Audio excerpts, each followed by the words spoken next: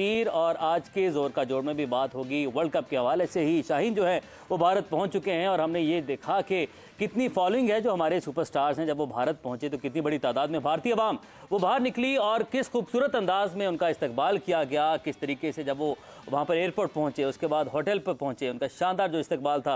वहाँ पर जो फैंस थे बड़ी तादाद में सिर्फ एक झलक देखने के लिए बेताब थे।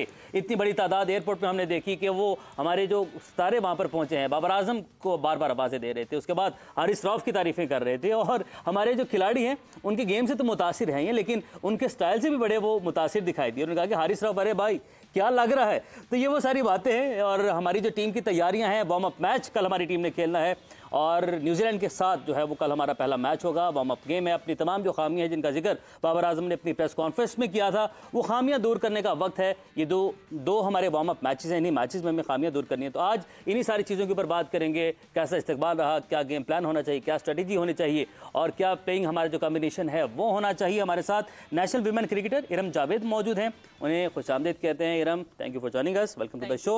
और इसके साथ साथ हाफिज़ इमरान भी हमें ज्वाइन कर चुके हैं, क्रिकेट एनालिस्ट हैं। हाफिज़, अस्सलाम वालेकुम, बहुत शुक्रिया ज्वाइनिंग। वालेकुम अस्सलाम, बहुत शुक्रिया आपका।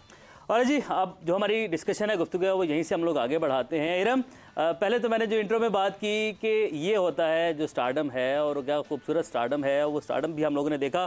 ठीक है, प्रैक्टिस कर लें। इमरान, आप ज़रा ऐड कीजिएगा, आपके पास कोई ऐसी इतलात है कि हमने कुछ इस किस्म की ड्रिल्स की हैं और इस तरह की कोई प्रैक्टिस की है। याद पड़ता है जब इरफान को इंडिया ने फेस करना था तो उन्होंने बेंचेस रख के उसके अकॉर्डिंगली उन्होंने प्रैक्टिस की थी कि 11 फीट ऊपर से जब गेंद को आता है तो कितना बाउंस होगा, कैसे उसको आपने काउंटर करना है। तो उन्होंने उसके बाद उसको काउंटर किया भी, हमने मैच में भी देखा। तो हमने कुछ इस तरह की प्रैक्टिस की हैं।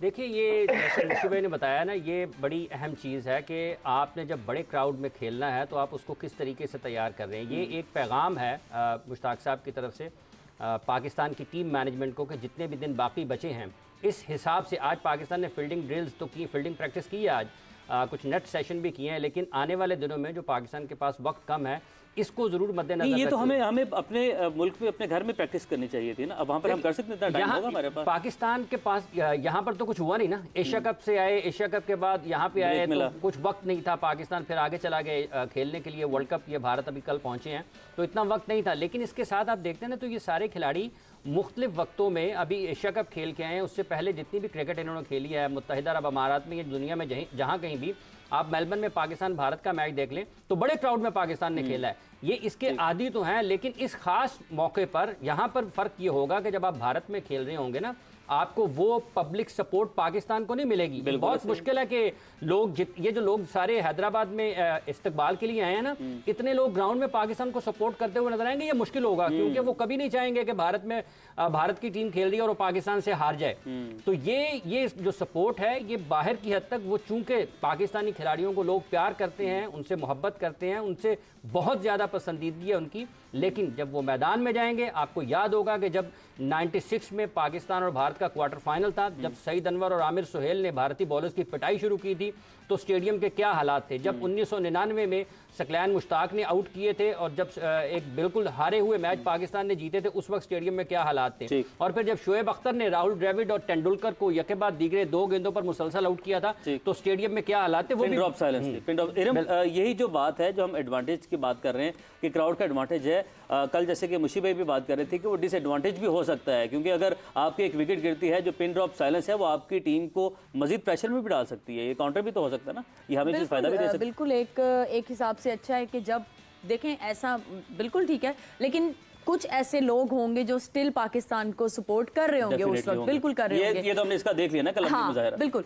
लेकिन वही बिल्कुल मुश्ताक भाई वाली बात बिल्कुल सही कि अगर देखें जिस तरह से आप ड्रिल्स कर रहे हैं, तो अगर पीछे एक स्पीकर रख लिया जाए और उसमें इस तरह से क्राउड की आवाज़ें आए तो उन्हें वो पहले से भी इस चीज़ के लिए रेडी हो सकते हैं। और अगर एक विकेट गिरती है, मुझे लगता है पाकिस्तान इतनी एक्सपीरियंस टीम है और काफ़ी एक कह लें कि काफ़ी मुश्किलात उन्होंने देखी हैं और तभी वो नंबर 1 बने भी थे।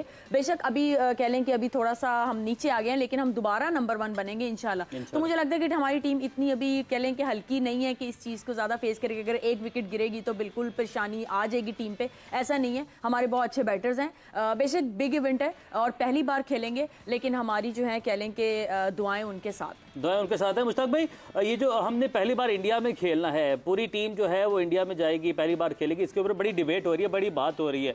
लेकिन एज प्रोफेशनल जो है आप इसको कैसे देखते हैं, इस चीज़ को कैसा समझते हैं? जब एक खिलाड़ी आता है, वो डेब्यू करता है, उसका पहला मैच है, उसके बाद कुछ देर वो खेलता है, फिर ऑस्ट्रेलिया, साउथ अफ्रीका की कंडीशन में जाके वो पहली मरतबा खेलता है, लेकिन साथ एक्सपीरियंस उसके मौजूद होता है। ये एक चीज़ तो है कहीं ना कहीं, लेकिन प्लेयर्स क्या सोच रहे होंगे, उनके माइंड में क्या चल रहा होगा?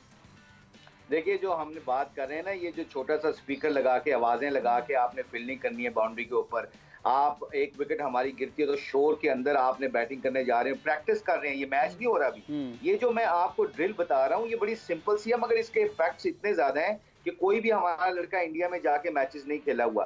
अब एक बंदा विकेट गिरी हुई है और शोर में जा रहा है, तो वो तो अपने प्रोसेस से निकल गया ना, उसके अंडर प्रेशर आपके प्रोसेस आप अपने प्रोसेस को भूल जाते हो। तो जब आप अपने प्रोसेस को याद करने के लिए कहते हैं ना, you sweat more in the nets, you will sweat less in the game. इसका मतलब क्या है कि जो आपने प्रैक्टिस की होती है ना, उसके ऊपर उसके अंडर प्रेशर वो प्रैक्टिस में आपको वो प्रैक्टिस जरूर मदद करती है। So coming back to your point कि जी इस मुश्किल इंडिया ग्राउंड्स हैं, जैसे आपने हाफिज साहब से ये क्वेश्चन कर रहे थे कि पाकिस्तान में क्यों नहीं करके गए।